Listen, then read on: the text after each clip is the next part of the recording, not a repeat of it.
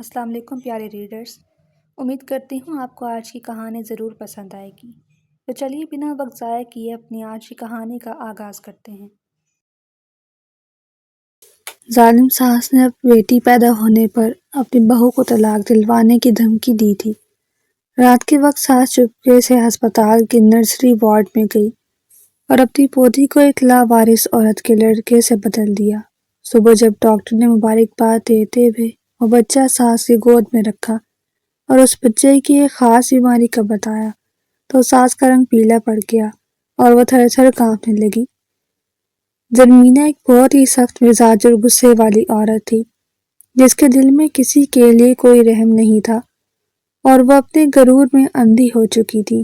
اس کا گھر محلے میں سب سے بڑا تھا اور وہ اپنے پیسوں پر بہت فخر کرتی تھی۔ اس کے شوہر کا انتقال بہت سال پہلے ہو گیا تھا اور تب سے وہ پورے گھر کا نظام اکیلی چلا رہی تھی۔ اس کا گھر بہت شاندار تھا جس کی اونچی دیواریں اور بڑے بڑے دروازے تھے، لیکن اس گھر میں محبت اور سکون نام کی کوئی چیز نہیں تھی۔ زرمینہ کی زبان بہت کڑوی تھی اور محلے کی دوسری عورتیں اس سے بات کرنے سے ڈرتی تھیں۔ اس کا بیٹا بلال بہت سیدھا اور خاموش طبع انسان تھا جو اپنی ماں کے سامنے کبھی بولنے کی ہمت نہیں کر پاتا تھا اور ہمیشہ سر جھکا کر اس کی ہر بات مان لیتا۔ زرمینہ نے بلال کی پرورش بہت سختی سے کی تھی اور اسے کبھی اپنی مرضی سے کوئی کام نہیں کرنے دیا تھا۔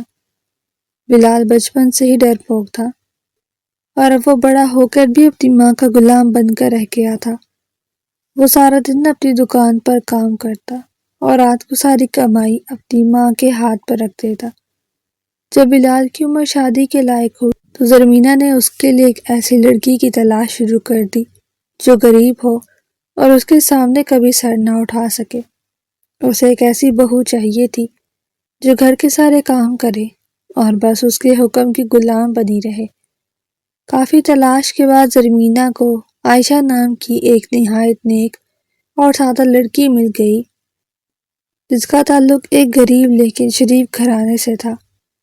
عائشہ کے والد ایک چھوٹی سی دکان چلاتے تھے اور ان کے پاس اپنی بیٹی کو دینے کے لیے کوئی خاص جہیز نہیں تھا۔ ان کا گھر بہت چھوٹا تھا اور وہ بمشکل اپنا گزارا کرتے تھے۔ عائشہ کی ماں ہر وقت بیمار رہتی تھی، اس لیے عائشہ نے بچپن سے ہی گھر کی ساری ذمہ داریاں سنبھال لی تھی۔ زرمینہ نے جان بوجھ کر یہ رشتہ قبول کیا تاکہ وہ عائشہ اور اس کے گھر والوں پر ہمیشہ اپنا رعب جما سکے۔ شادی بہت سادگی سے ہو گئی اور عائشہ اپنے دل میں بہت سے خواب لے کر اس گھر میں آ گئی۔ شادی کے بعد ابتدائی دن تو بہت اچھے گزرے۔ عائشہ صبح سویرے اٹھ کر پورے گھر کی صفائی کرتی اور سب کے لیے کھانا بناتی۔ وہ زرمینہ کے پاؤں دباتی اور اس کی ہر ضرورت کا خیال رکھتی۔ وہ گرمیوں کی دوپہر میں بھی چولہے کے سامنے کھڑی رہتی اور زرمینہ کے لیے نت نئے پکوان تیار کرتی۔ لیکن زرمینہ کا دل کبھی صاف نہیں ہوا۔ وہ ہر وقت عائشہ میں کوئی نہ کوئی نقص نکالتی رہتی اور اسے غریب ہونے کے طعنے دیتی۔ وہ کہتی تھی کہ تم اپنے باپ کے گھر سے کیا لائی ہو، تم تو بھوکے ننگے لوگ ہو۔ یہ سب سن کر عائشہ خاموشی سے رو لیتی اور کسی کو شکایت نہیں کرتی تھی۔ جب زرمینہ کو پتہ چلا کہ وہ دادی بننے والی ہے تو اس نے پہلے ہی دن سے یہ شرط رکھ دی کہ اسے صرف اور صرف پوتا چاہیے، کیونکہ اس کے خاندان میں بیٹیوں کو کوئی خاص اہمیت نہیں دی جاتی اور وہ بیٹی کی پیدائش کو ایک عجیب سمجھتی ہے۔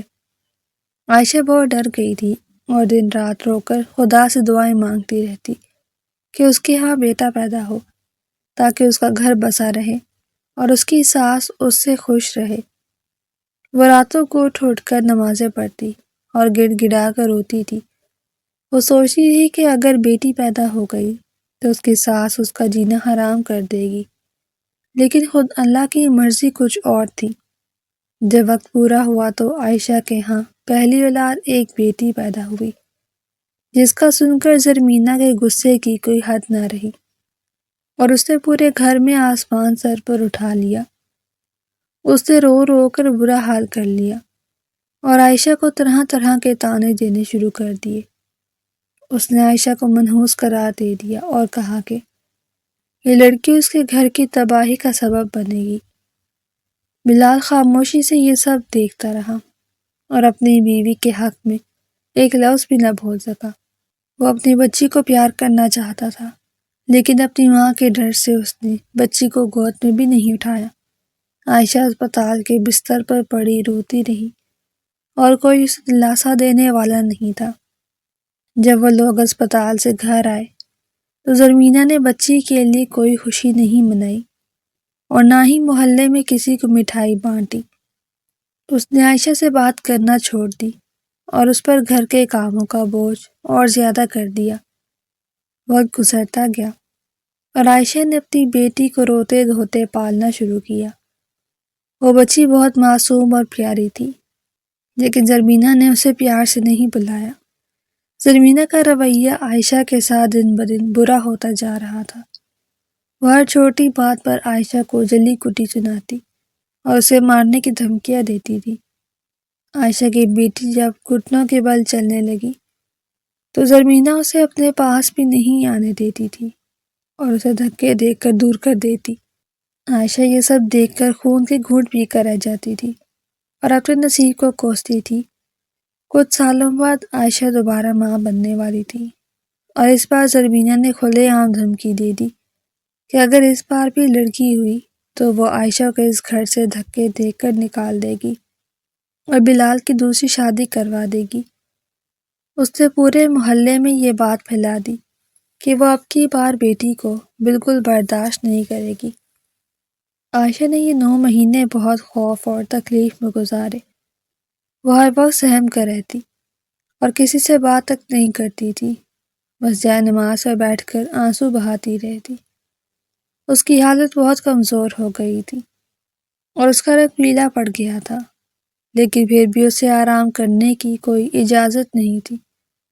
زرمینہ اس سے دن بھر سخت کام کرواتی، وہ بھاری برتن دھوتی اور پورے بڑے گھر میں جھاڑو لگاتی، جس کی وجہ سے اسے اکثر جسم میں شدید درد رہنے لگا۔ بلال اپنی ماں کے ڈر سے عائشہ کے پاس بھی کم ہی جاتا تھا اور اسے اس کے حال پر چھوڑ دیا۔ وہ اپنی دکان پر رات گئے تک بیٹھا رہتا تاکہ اسے گھر کی روز روز کی لڑائیاں نہ دیکھنی پڑے۔ جب عائشہ کا آخری مہینہ چل رہا تھا تو ایک دن صبح کے وقت اسے بہت تیز تکلیف شروع ہوئی۔ اس نے زرمینہ کو بتایا کہ اس کی حالت خراب ہو رہی ہے اور اسے معالج کے پاس جانا ہے، لیکن زرمینہ نے اس کی بات پر کوئی توجہ نہیں دی اور اسے کہا کہ یہ صرف کام سے بچنے کے بہانے ہیں۔ دوپہر تک عائشہ کی تکلیف اتنی بڑھ گئی کہ وہ فرش پر گر پڑی اور تڑپنے لگی۔ تب جا کر زرمینہ نے بلال کو بلایا اور اسے سواری کا بندوبست کرنے کا کہا۔ بلال جلدی سے ایک سواری لے کر آیا اور وہ سب اسے لے کر شہر کے ایک بڑے شفا خانے کی طرف روانہ ہوئے۔ راستے میں عائشہ درد سے کرا رہی تھی، لیکن زرمینہ اسے چپ رہنے کا کہہ رہی تھی تاکہ سواری چلانے والا ان کی باتیں نہ سنے۔ شفا خانے پہنچ کر خدمتگاروں نے عائشہ کی حالت دیکھی تو اسے فوراً اندر والے کمرے میں لے گئے اور اس کا علاج شروع کر دیا۔ زرمینہ باہر والے کمرے میں غصے سے ٹہل رہی تھی اور بار بار یہی کہہ رہی تھی کہ اسے بس لڑکا چاہیے، ورنہ وہ آج ہی اپنی بہو کو طلاق دلوا دے گی۔ بلال ایک کونے میں سر جھکائے بیٹھا تھا اور اپنی ماں کے خوف سے کانپ رہا تھا، کیونکہ وہ جانتا تھا کہ اس کی ماں جو کہتی ہے وہ کر کے دکھاتی ہے۔ شفا خانے کی کرسیاں بہت سخت تھیں اور وہاں کے ماحول میں ایک عجیب سی گھبراہٹ تھی، لیکن زرمینہ کا سارا دھیان صرف اس بات پر تھا کہ اندر سے کیا خبر آتی ہے۔ وہ بار بار دروازے کی طرف دیکھتی اور دل ہی دل میں دعائیں مانگتی کہ اسے بیٹا مل جائے۔ کئی گھنٹوں کی طویل تکلیف کے بعد بالآخر اندر سے ایک خدمتگار باہر آئی۔ اس کے چہرے پر تھکاوٹ تھی، لیکن اس نے مسکرا کر زرمینہ کو دیکھا اور اس کے قریب آ کر کھڑی ہو گئی۔ اس نے نرم آواز میں بتایا کہ اس کی بہو کے ہاں ایک بہت ہی پیاری اور صحت مند بیٹی پیدا ہوئی ہے۔ یہ سنتے ہی زرمینہ کا چہرہ غصے سے لال ہو گیا اور اس کی آنکھوں سے جیسے آگ نکلنے لگی۔ اس کا سانس پھولنے لگا اور اس نے خدمتگار کو برا بھلا کہنا شروع کر دیا کہ وہ یہ منحوس خبر لے کر کیوں آئی ہے۔ زرمینہ کی آواز اتنی اونچی تھی کہ وہاں موجود باقی لوگ بھی رک کر اسے دیکھنے لگے۔ زرمینہ نے اسی وقت بلال کا بازو زور سے پکڑا اور اسے کھینچتے ہوئے کہا کہ وہ ابھی اور اسی وقت اندر جا کر عائشہ کو طلاق دے دے، کیونکہ وہ اس گھر میں مزید بیٹیوں کا بوجھ برداشت نہیں کر سکتی اور وہ ایک پل بھی عائشہ کی شکل نہیں دیکھنا چاہتی۔ بلال کی آنکھوں میں آنسو آ گئے اور اسے روتے ہوئے اپنی ماں کے ہاتھ جوڑے۔ اس نے منتیں کی کہ وہ ایسا ظلم نہ کرے اور اسے اس کی بیوی اور بچیوں کے ساتھ رہنے دے۔ اس نے کہا کہ اماں، یہ خدا کی مرضی ہے، اس میں ہمارا کیا قصور ہے؟ لیکن زرمینہ کسی کی بات سننے کو تیار نہیں تھی اور اس نے قسم کھا لی کہ وہ عائشہ کو اپنے گھر کی دہلیز پر قدم نہیں رکھنے دے گی۔ بڑے معالجین نے باہر آ کر زرمینہ کو سمجھانے کی کوشش کی کہ بیٹی بھی اللہ کی رحمت ہوتی ہے اور اس دور میں لڑکی اور لڑکی میں کوئی فرق نہیں ہوتا، لیکن زرمینہ نے انہیں بھی کھری کھری سنا دی اور کہا کہ وہ ان کے خاندانی معاملات میں دخل اندازی نہ کریں۔ اندر کمرے میں عائشہ کو جب ہوش آیا اور اسے پتہ چلا کہ اس نے دوبارہ بیٹی کو جنم دیا ہے تو وہ پھوٹ پھوٹ کر رونے لگی۔ اسے باہر سے اپنی ساس کی چلانے کی آوازیں آ رہی تھی جو طلاق کا مطالبہ کر رہی تھی اور بلال کو مجبور کر رہی تھی۔ یہ سن کر عائشہ پر غشی طاری ہو گئی اور اس کی حالت بہت زیادہ خراب ہو گئی۔ اس کے دل کی دھڑکن تیز ہو گئی اور معالج پریشان ہو گئے۔ انہوں نے عائشہ کو کچھ اور دوائیاں دے کر سلا دیا اور بچی کو اٹھا کر بچوں والے خاص کمرے میں لے گئے تاکہ اسے سردی سے بچایا جا سکے اور اس کی دیکھ بھال کی جا سکے۔ شام کا وقت ہو چکا تھا اور شفا خانے میں لوگوں کا آنا جانا کم ہو گیا۔ سورج غروب ہو چکا تھا اور باہر سڑکوں پر اندھیرا پھیلنے لگا، لیکن زرمینہ ابھی تک باہر کرسی پر بیٹھی غصے سے اپنے ہاتھ مل رہی تھی اور کوئی خطرناک فیصلہ کرنے کا سوچ رہی تھی۔ اس کے دماغ میں شیطان بیٹھ گیا تھا اور وہ ہر حال میں اپنی ضد پوری کرنا چاہتی تھی۔ اس نے بلال کو زبردستی ڈانٹ کر گھر بھیج دیا تاکہ وہ کل صبح آ کر طلاق کے کاغذات پر دستخط کر سکے اور عائشہ کو ہمیشہ کے لیے اس خاندان سے بے دخل کیا جا سکے۔ بلال روتا ہوا وہاں سے چلا گیا اور اپنی ماں کو اکیلا چھوڑ گیا۔ رات کا اندھیرا پوری طرح پھیلنے لگا اور بتیاں مدھم کر دی گئی تاکہ مریض آرام کر سکے۔ ہر طرف ایک عجیب سی اداسی چھا گئی تھی، صرف کبھی کبھی کسی کی کھانسنے کی آواز سنائی دیتی۔ زرمینہ کو بالکل نیند نہیں آ رہی تھی۔ اس کے دماغ میں صرف ایک ہی بات گھوم رہی تھی کہ وہ اپنے رشتہ داروں کو کیا منہ دکھائے گی جب انہیں پتہ چلے گا کہ اس کے ہاں پھر سے بیٹی ہوئی ہے۔ وہ جانتی تھی کہ اس کی سہیلیاں، محلے والی عورتیں اس کا مذاق اڑائیں گی۔ وہ اسی سوچ میں گم تھی کہ اس کی نظر ایک اور کمرے پر پڑی جس کا دروازہ کھلا ہوا تھا اور وہاں ہلکی روشنی جل رہی تھی۔ وہاں ایک عورت اکیلی پڑی تھی اور اس کے پاس کوئی بھی ملنے والا نہیں آیا تھا۔ وہ عورت بہت کمزور اور بیمار لگ رہی تھی اور اس کے کپڑے بھی بہت پرانے پھٹے ہوئے تھے۔ زرمینہ نے چپکے سے خدمتگار سے اس عورت کے بارے میں پوچھا تو اس نے ایک لمبی سانس دی اور بتایا کہ یہ ایک لاوارث عورت ہے جسے کچھ لوگ سڑک سے بے ہوشی کی حالت میں یہاں چھوڑ گئے تھے۔ اس نے بتایا کہ اس عورت کا کوئی نام پتہ نہیں اور نہ ہی اس کا کوئی رشتہ دار یہاں آیا ہے۔ اس نے مزید بتایا کہ اس عورت نے کچھ دیر پہلے خوبصورت لڑکے کو جنم دیا ہے، لیکن اس عورت کی حالت بہت زیادہ خراب ہے۔ اس کا بہت خون بہہ چکا ہے اور اس کے بچنے کی کوئی امید نہیں۔ معالجین نے جواب دے دیا ہے اور وہ کسی بھی وقت مر سکتی ہے۔ اس نے یہ بھی بتایا کہ اس لڑکے کو بھی باقی بچوں کے ساتھ اسی کمرے میں رکھا گیا ہے جہاں عائشہ کی بچی موجود ہے۔ یہ سن کر زرمینہ کے دماغ میں ایک بہت ہی خوفناک اور شیطانی خیال آیا جس نے اس کے ضمیر کو پوری طرح سلا دیا اور اسے ایک اندھیرے راستے پر ڈال دیا۔ اس نے سوچا کہ وہ لاوارث عورت تو ویسے بھی مرنے والی ہے اور اس کے بچے کا دنیا میں کوئی نہیں ہے۔ اگر وہ اس لاوارث عورت کے لڑکے کو اپنی پوتی کے ساتھ بدل دے تو کسی کو بھی اس بات کی خبر نہیں ہوگی اور اس کی عزت بھی بچ جائے گی۔ وہ یہ بھی سوچنے لگی کہ اس طرح اسے وہ پوتا مل جائے گا جس کی اسے ہمیشہ سے خواہش تھی، اور وہ عائشہ کو بھی طلاق دینے سے روک لے گی تاکہ وہ اس بچے کو پال سکے۔ وہ دل ہی دل میں اپنے اس گندے منصوبے کو سچا ثابت کرنے لگی اور سوچا کہ وہ اس یتیم بچے کو ایک اچھا گھر اور نام دے گی۔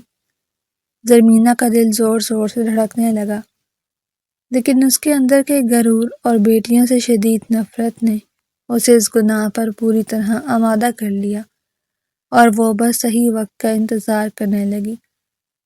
وہ اپنی کرسی پر بیٹھی رہی اور ادھر ادھر دیکھتی رہی کہ کب سب لوگ سو جائیں۔ اس نے دیکھا کہ رات کے پہر شفا خانے کا عملہ بھی تھک کر خدمتگار اپنے کمرے میں چلی گئی ہیں، اور راہداریوں میں کوئی بھی شخص موجود نہیں ہے جو اسے دیکھ سکے۔ چاروں طرف مکمل سناٹا چھایا ہوا تھا اور ماحول میں ایک عجیب سا خوف تھا۔ زرمینہ اپنی جگہ سے اٹھی اور اسے دیوار کے ساتھ رکھ کر ادھر ادھر دیکھا، پھر اس نے اپنے قدموں کی آواز کو دباتے ہوئے اس راستے پر چلنا شروع کیا جو بچوں کے کمرے کی طرف جاتا تھا۔ اس کے دل میں نہ اللہ کا خوف تھا، نہ ہی اس بے گناہ بچی کا کوئی خیال تھا جسے وہ ہمیشہ کے لیے اپنی ماں سے دور کرنے والی تھی۔ راہداری بہت لمبی اور تاریک تھی۔ چھت پر لگی ایک پرانی بتی بار بار جل بجھ رہی تھی، لیکن زرمینہ کی آنکھوں میں صرف اپنا مطلب اور ہوس چمک رہی تھی جس نے اسے ہر قسم کے ڈر سے آزاد کر دیا تھا۔ وہ دبے قدموں چلتی ہوئی آہستہ آہستہ آگے بڑھتی رہی۔ اسے ایسا لگ رہا تھا جیسے اس کی منزل بس چند قدم کے فاصلے پر، اور آج اس کی زندگی کی سب سے بڑی خواہش پوری ہونے والی ہے۔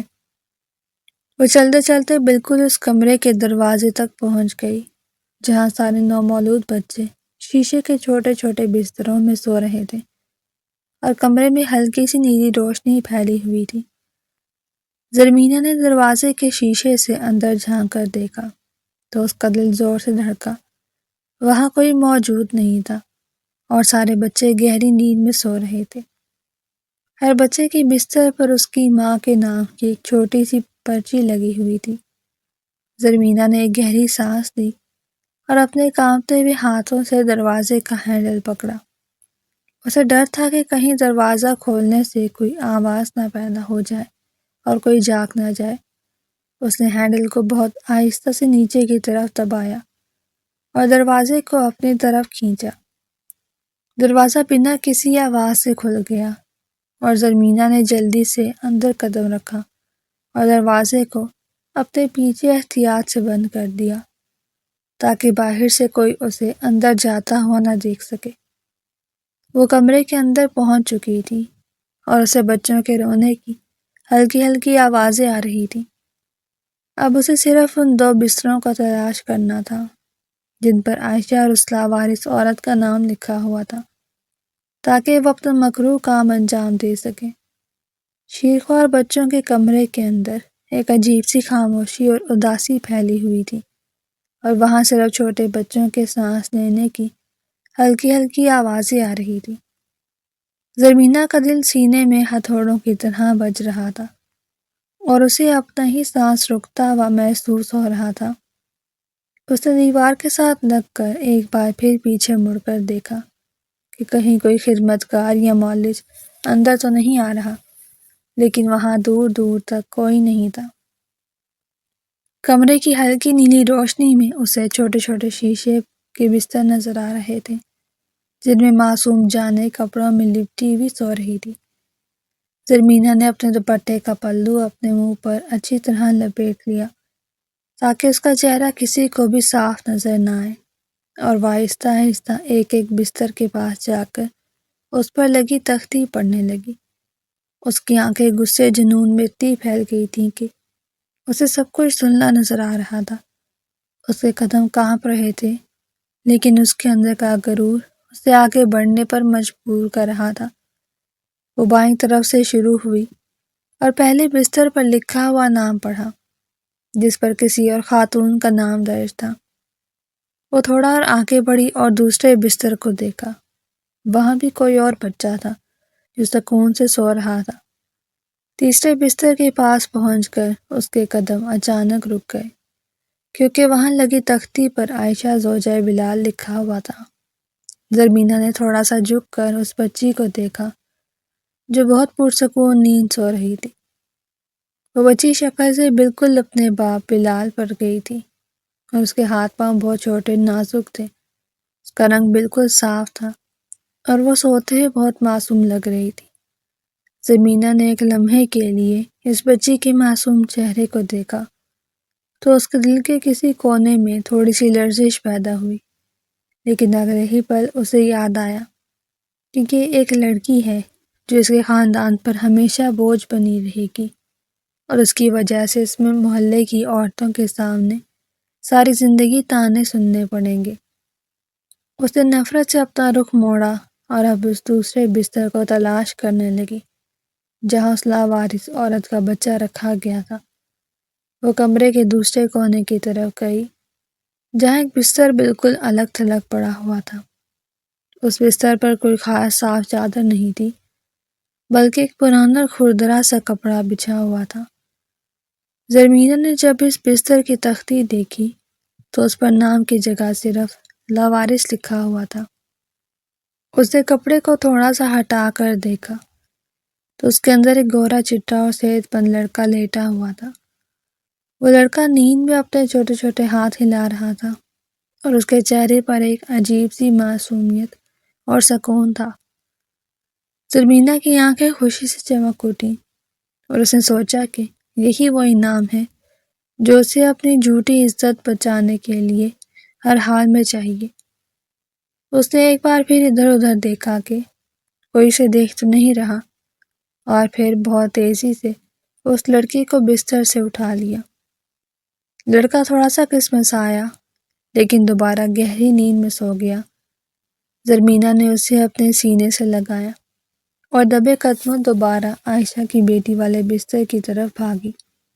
اس وقت شفا خانے کی ایک گھڑی نے رات کے 2 بجائے تھے اور باہر راہداری میں مکمل اندھیرا چھایا ہوا تھا۔ زرمینہ نے عائشہ کی بیٹی کو اس کے بستر سے اٹھایا اور اسے ایک بازو میں پکڑ کر دوسرے بازو میں اس لڑکے کو تھام لیا۔ وہ ایک لمحے کے لیے رک گئی کیونکہ اسے ڈر تھا کہ اگر اس دوران کوئی بچہ رو پڑا تو سب جاگ جائیں گے اور وہ رنگے ہاتھوں پکڑی جائے گی، جس سے اس کی ساری عزت خاک میں مل جائے گی۔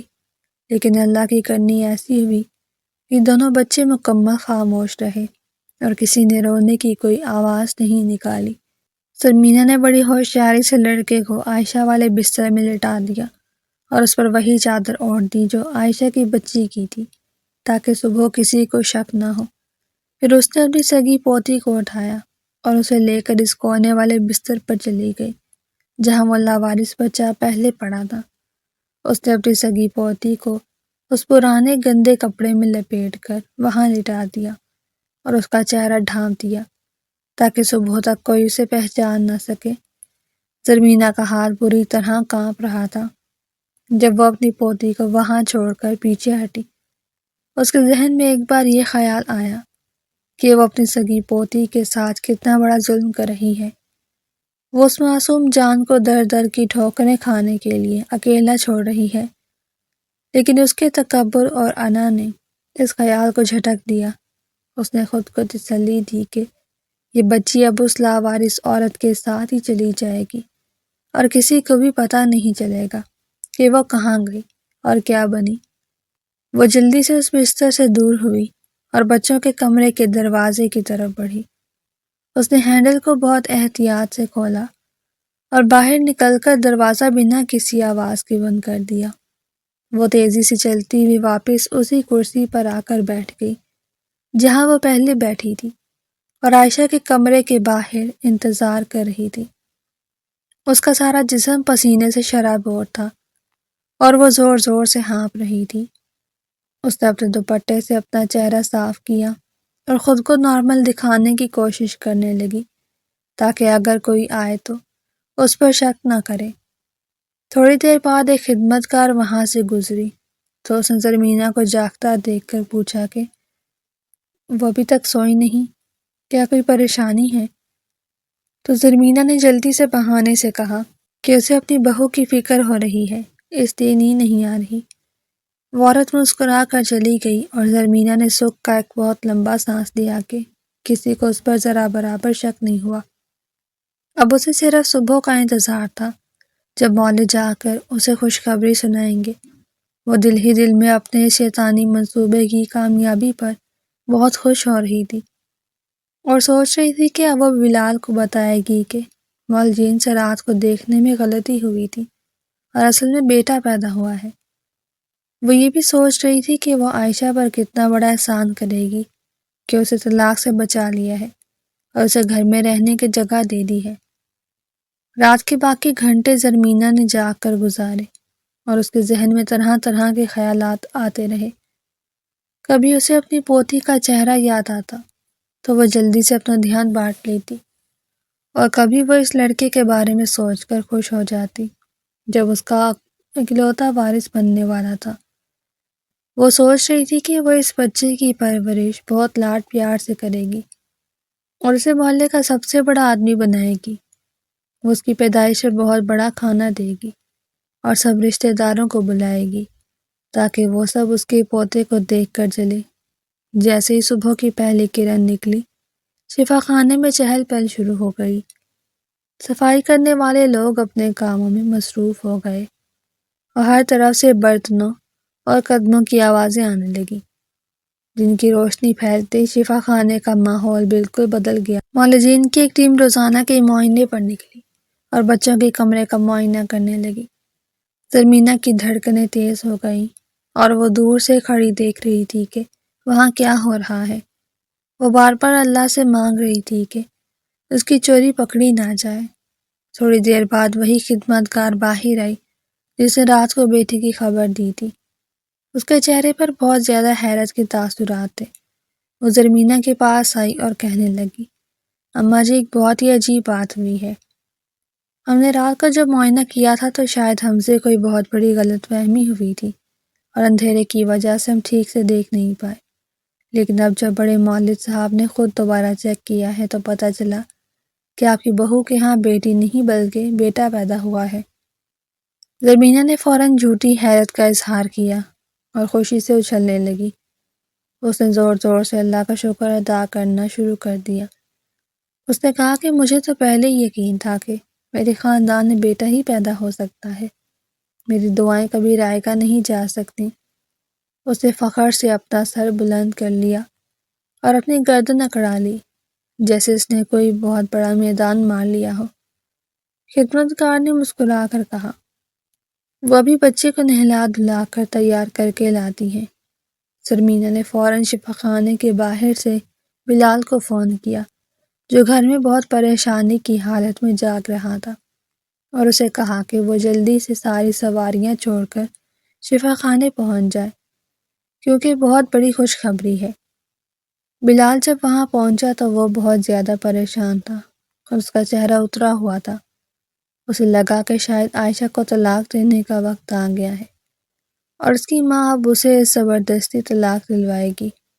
لیکن جب زرمینہ نے اسے ہنستے ہوئے بتایا کہ اس کا بیٹا ہوا ہے تو وہ ہکا بکا رہ گیا اور اس کی سمجھ میں کچھ نہیں آ رہا تھا کہ یہ سب کیسے ممکن ہے۔ اس نے حیرت سے اپنی ماں سے پوچھا کہ رات کو تو انہوں نے بیٹی کا بتایا تھا، تو اب بیٹا کیسے ہو گیا؟ زرمینہ نے اسے جھوٹی تسلی دی اور غصے سے کہا کہ رات کو ان کام چور لوگوں نے نیند میں غلطی کر دی تھی اور کسی اور کی بیٹی کو ہمارا بتا دیا۔ اب عائشہ کو بھی ہوش آ گیا تھا اور وہ کمرے میں پلنگ پر بے جان سی پڑی تھی۔ اسے جب یہ بتایا گیا کہ اس کا بیٹا ہوا ہے تو وہ بھی حد سے زیادہ حیران تھی۔ اسے یاد تھا کہ رات کو سب نے بیٹی کا شور مچایا تھا، لیکن اپنی ساس کے خوف اور طلاق کے ڈر سے اس نے مکمل خاموشی اختیار کر لی اور اس بات کو اللہ کا کوئی بہت بڑا معجزہ سمجھ کر خاموشی سے قبول کر لیا۔ تھوڑی دیر بعد خدمت کار اس بچے کو کپڑے میں لپیٹ کر لائی اور عائشہ کی گود میں دے دیا۔ عائشہ اس بچے کو دیکھ رہی تھی جو اس کی گود میں دیا گیا تھا۔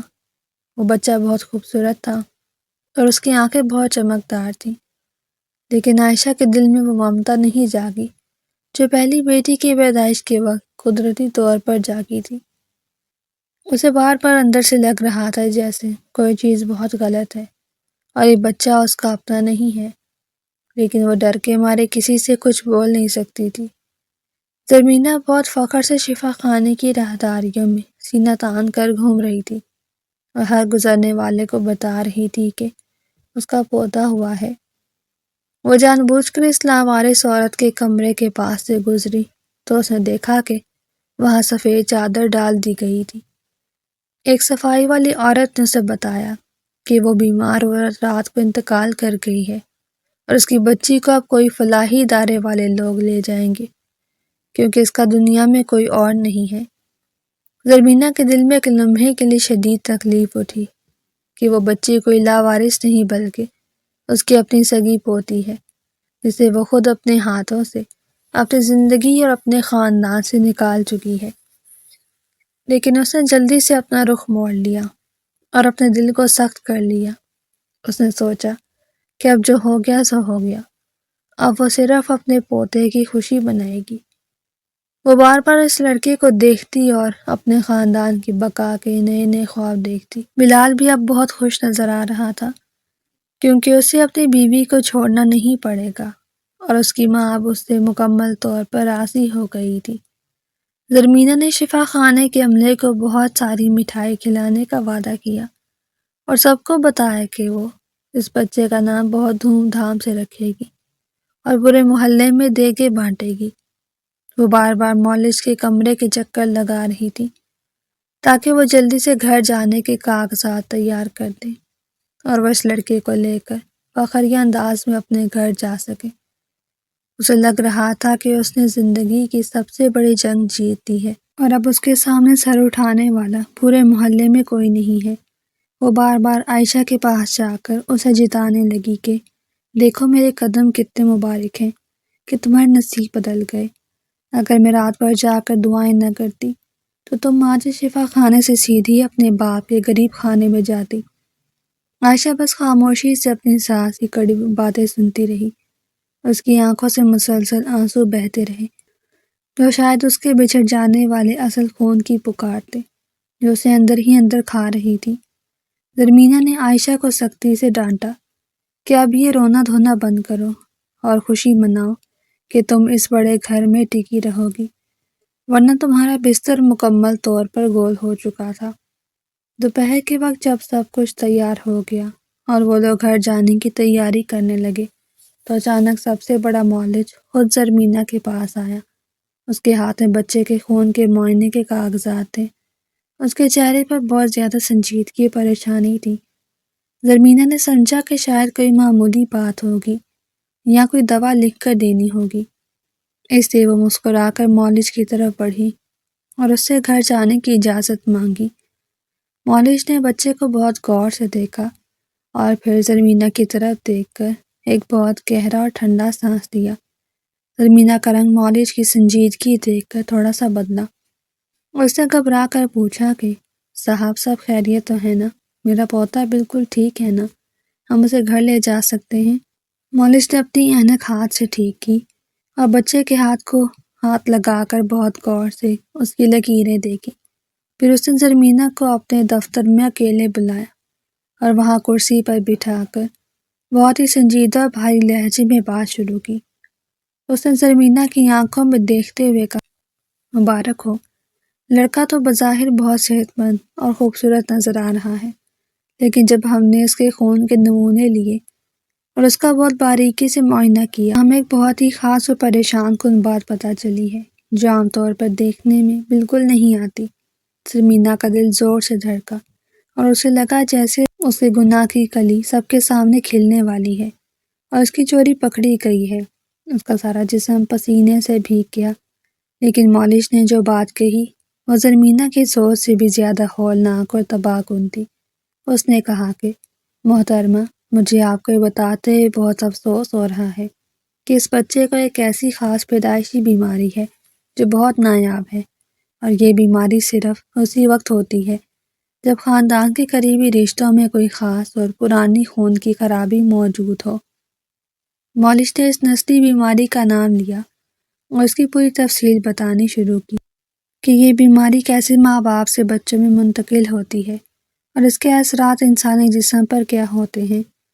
جب مالش نے اس بیماری کی ظاہری علامات بتائیں کہ کیسے وقت کے ساتھ بچہ معذور ہو جائے گا، تو زرمینہ کا رنگ بالکل پیلا پڑ گیا۔ وہ کرسی پر بیٹھی تھر تھر کانپنے لگی، کیونکہ اسے وہ سب کچھ یاد آنے لگا جو اس نے رات کے اندھیرے میں کیا تھا، اور اسے اس بیماری کے انجام کا پوری طرح اندازہ ہو چکا تھا۔ اسے ایسا محسوس ہوا جیسے اس کے سر پر کسی نے بہت بھاری پتھر مار دیا ہو۔ اس کا سارا جسم پسینے میں ڈوب گیا اور اس کی زبان اس کے تالو سے چپک گئی۔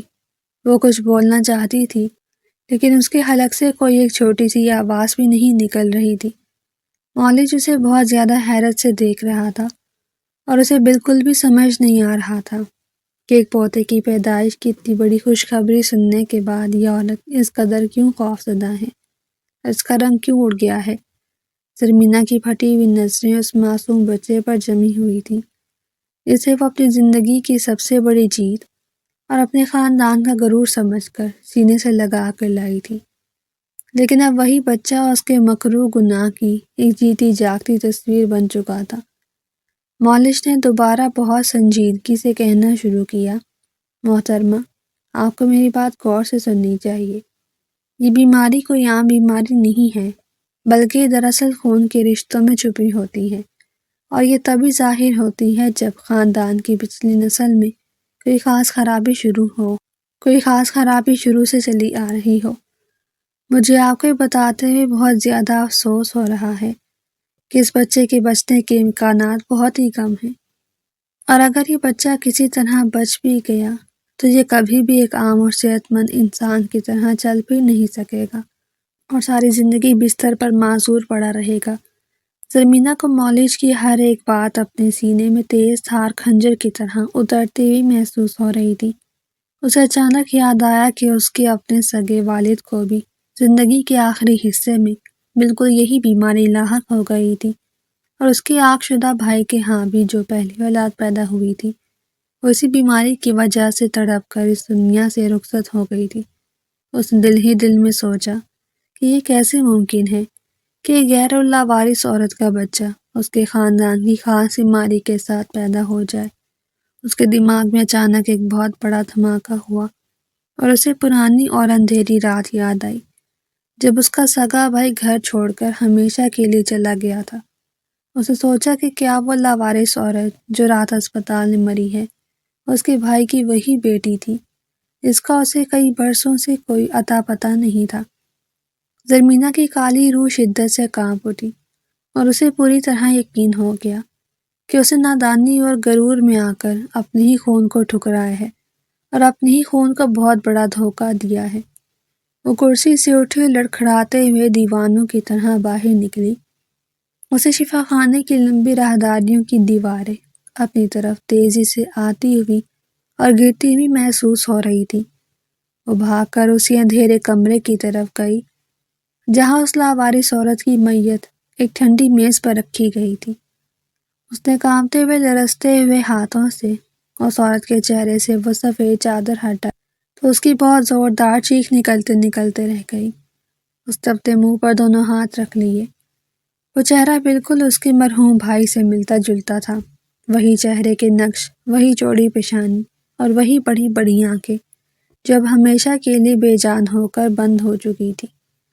زرمینہ کو پورا کڑوا سچ مکمل طور پر سمجھ آ چکا تھا کہ وہ عورت کوئی اور نہیں بلکہ اس کے سگے بھائی کی بیٹی تھی، جو شدید غریبی اور قسمپرسی کی حالت میں سڑکوں پر دھکے کھاتی ہوئی یہاں بے بسی سے دم توڑ گئی تھی، اور وہ بچہ جس کو وہ اٹھا کر لائی ہے وہ اس کا اپنا سگا بھتیجا ہے جسے وہ اپنی سگی پوتی سے بدل کر لائی تھی۔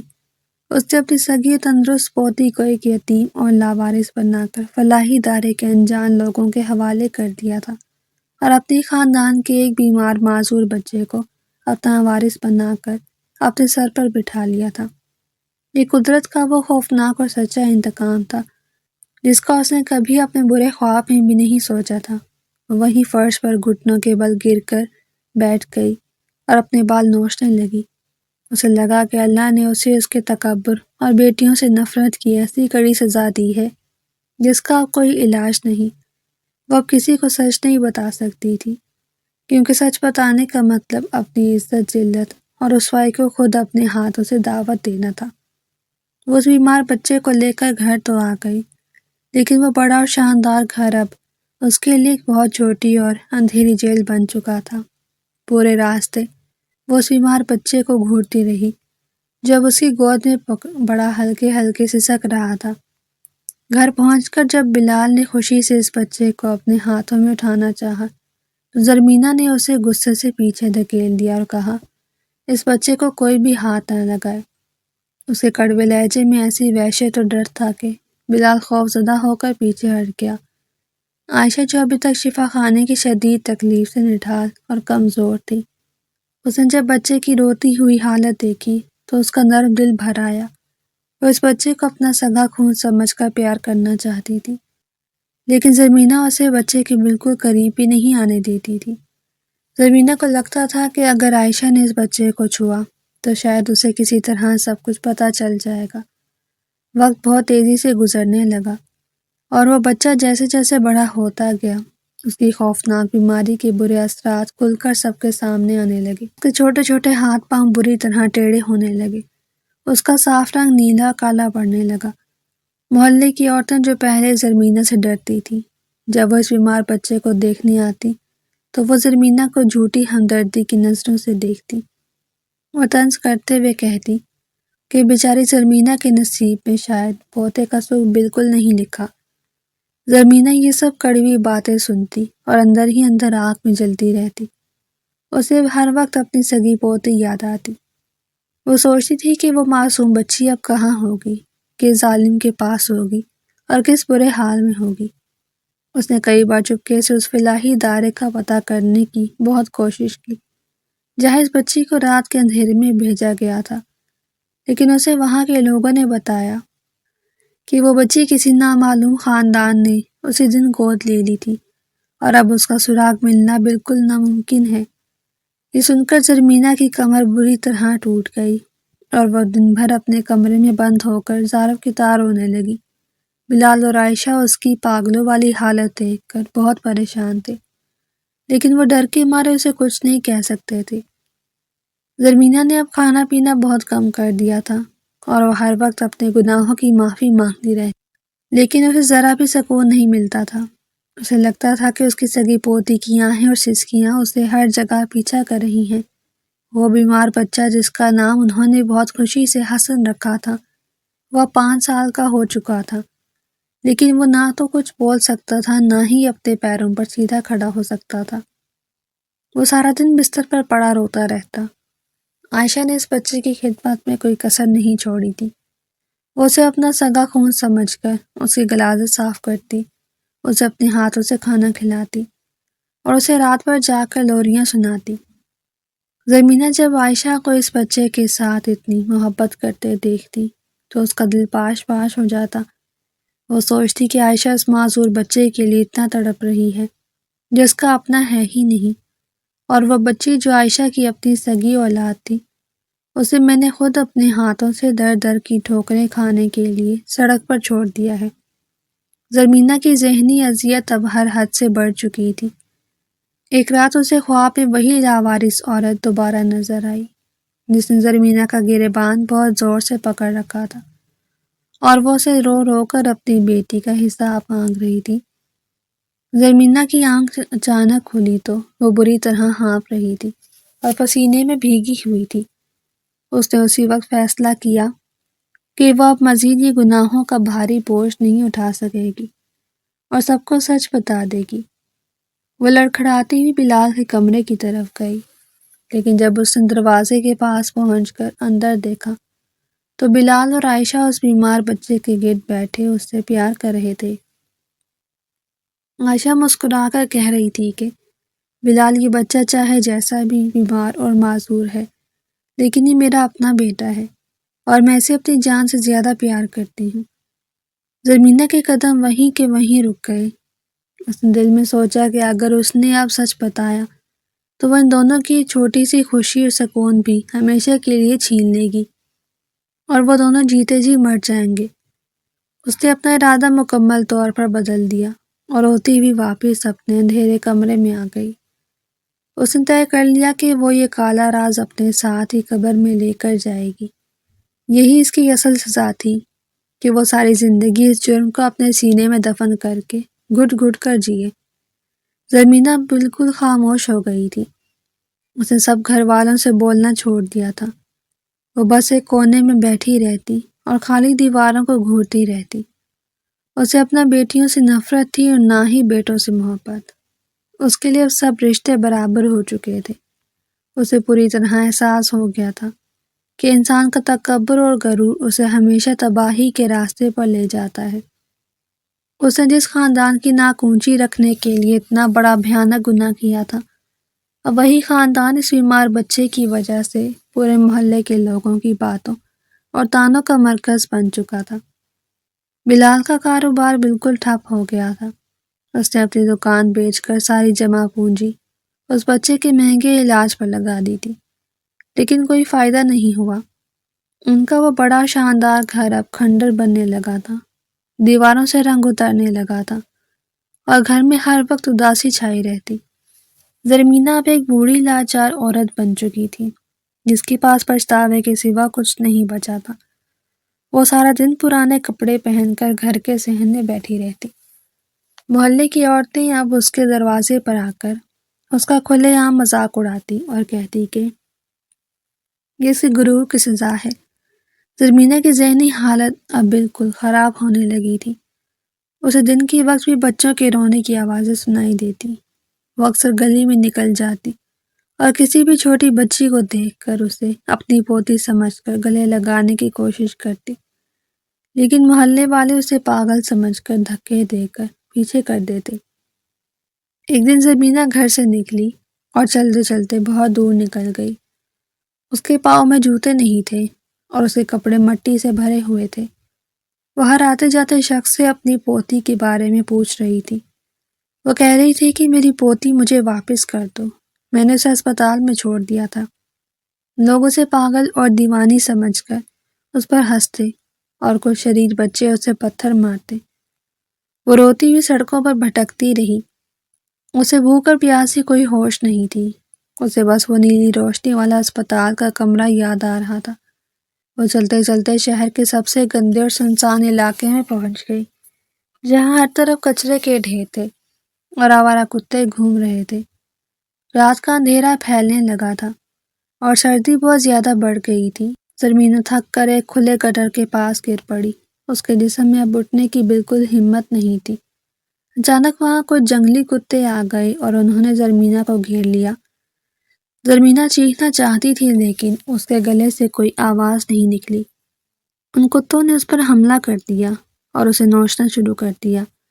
وہ عورت جو کبھی ریشم کے کپڑے پہنتی تھی اور غرور سے زمین پر پاؤں نہیں رکھتی تھی، آج وہ گٹر کی غلاظت میں پڑی کتوں کا شکار بن رہی تھی۔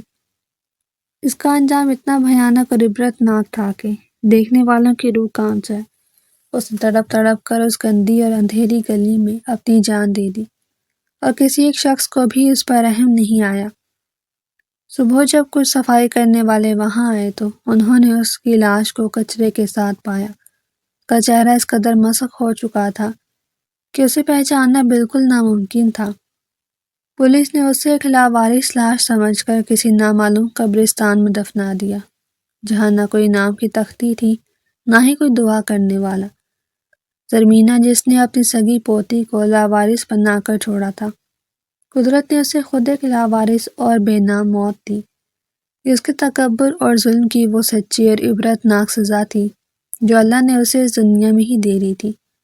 ادھر گھر میں بلال اور عائشہ کو جب پتہ چلا کہ زرمینہ غائب ہے تو انہوں نے اسے بہت ڈھونڈا، لیکن وہ انہیں کبھی نہیں ملی۔ حسن کی حالت اور بھی خراب ہو گئی اور چند دنوں بعد وہ بھی اس دنیا سے چلا گیا۔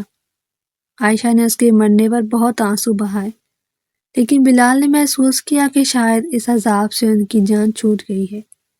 کئی سال بعد ایک دن عائشہ کے گھر دوبارہ امید ہوئی، اور کچھ ہی مہینوں بعد اللہ نے اسے بیٹے سے نوازا اور ان کا گھر خوشیوں سے بھر گیا۔ زرمینہ کی عبرتناک موت نے یہ ثابت کر دیا کہ جو شخص اللہ کی دی ہوئی رحمت کو ٹھکراتا ہے اور تکبر کرتا ہے، اس کا انجام ہمیشہ بہت بھیانک ہوتا ہے، اور قدرت اپنا حساب اس دنیا میں ہی پورا کرتی ہے۔